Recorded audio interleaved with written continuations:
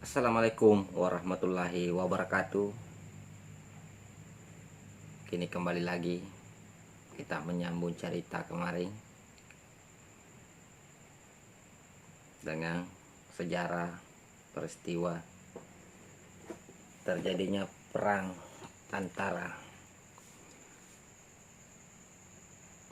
Peta Arupalaka dengan Sultan Hasanuddin. Oke, silasura malabiku dimanapun Anda berada. Kita akan melanjutkan kemarin kisah nyata yang selama ini disembunyikan oleh sejarah. Dan kita akan meluruskan sedikit apa sebenarnya yang terjadi pada saat itu. Dan pertanyaannya, kenapa Arupalaka dikatakan pengkhianat oleh kerajaan Goa?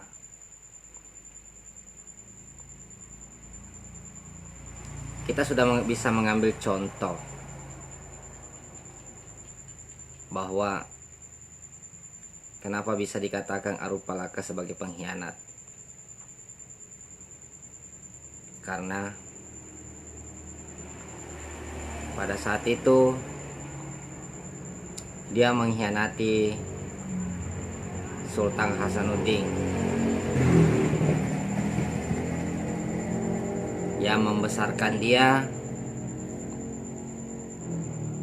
yang tinggal di kerajaan dia, tapi kita tahu dia tinggal di kerajaan Goa sebagai tawanan, karena pada waktu itu masih umur 11 tahun dan mungkin dianggap sebagai anak kecil yang tidak berguna.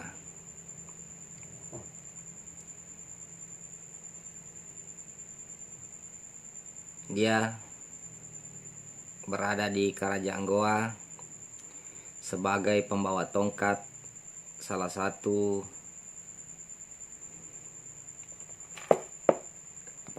kalau tidak salah itu keturunan raja. Tapi pada saat itu dilihat pembantaian, dia melihat orang tuanya keluarganya itu dibantai atau orang tuanya. Sila timbul benak pemikiran dia harus keluar dari sini untuk menyelamatkan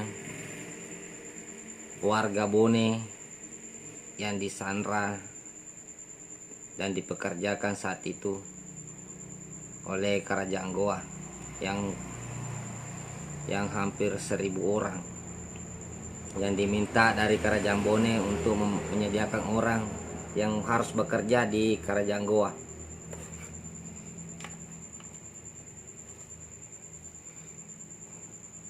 Disitulah timbul niat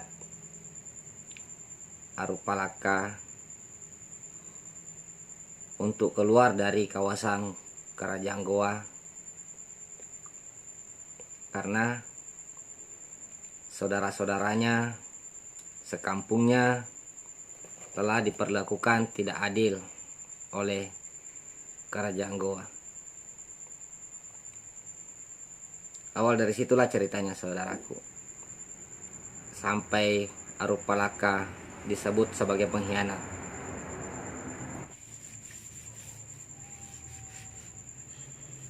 Sebagai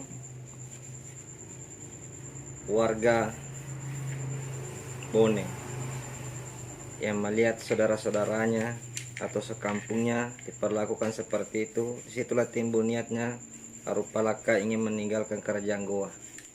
Pada saat itu ada salah satu abdi kerajaan Bone memberontak kepada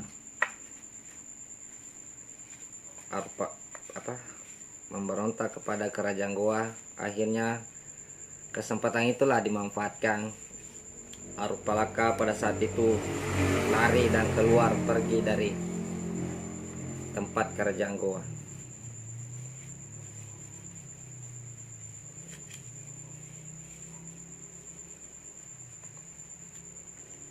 Asal mulanya dari situ saudaraku. Jadi bisa kita simpulkan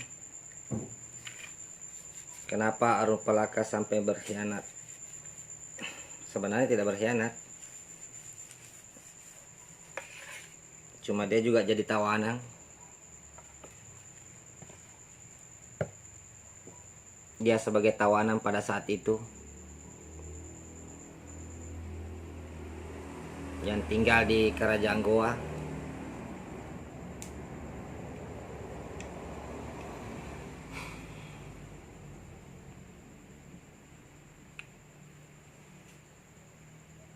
Melihat saudara-saudaranya dibantai seperti itu,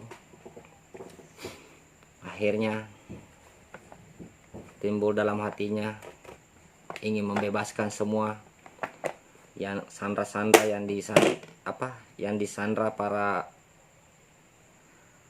Kerajaan Goa, yang begitu banyak orang yang diambil dari Bone dipanggil ke sana untuk bekerja paksa.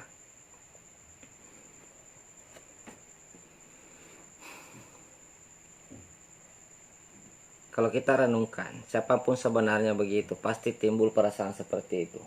Apalagi Arupalaka adalah anak dari Raja Bone.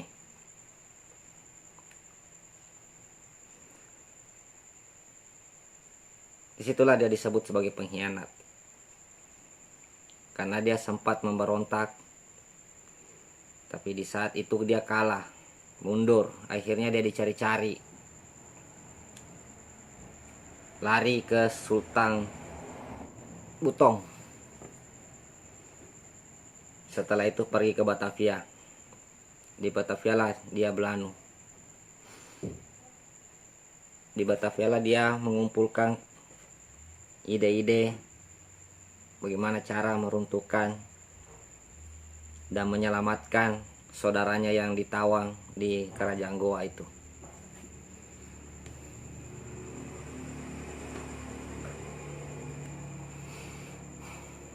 Disitulah Arupalaka dikatakan sebagai pengkhianat, karena dia bergabung sama VOC untuk memerangi Sultan Hasanuddin Kerajaan Goa.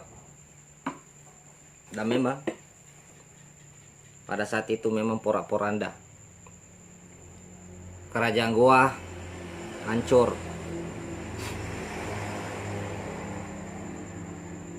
dan Sultan Hasanuddin sempat menandatangani perjanjian-perjanjian yang disepakati oleh Belanda pada waktu itu. Disitulah Arupalaka disebut sebagai pengkhianat.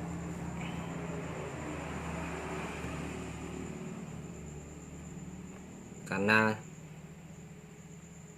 dia sudah bergabung dengan VOC untuk memerangi Sultan Hasanuddin pada saat itu.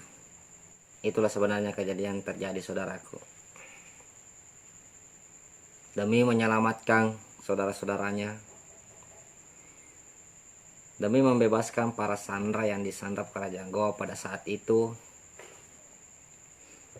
dan memang tidak ada jalan lain, karena pada saat itu Kerajaan Goa memang besar. Dia besar di daerah Sulawesi Selatan, kerajaan yang paling besar pada saat itu dia, seluruh Sulawesi. Di saat VOC menggempur Sultan Kerajaan Goa, situlah dia manfaatkan, bergabung dengan VOC untuk menyelamatkan saudara-saudaranya. Bergabung tapi tujuan lain.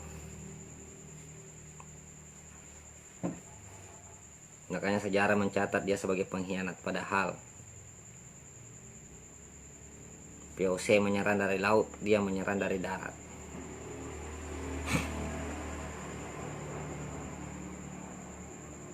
Jadi itulah sejarah sebenarnya, saudaraku. Kita bisa simpulkan bahwa Arupalaka melakukan semua itu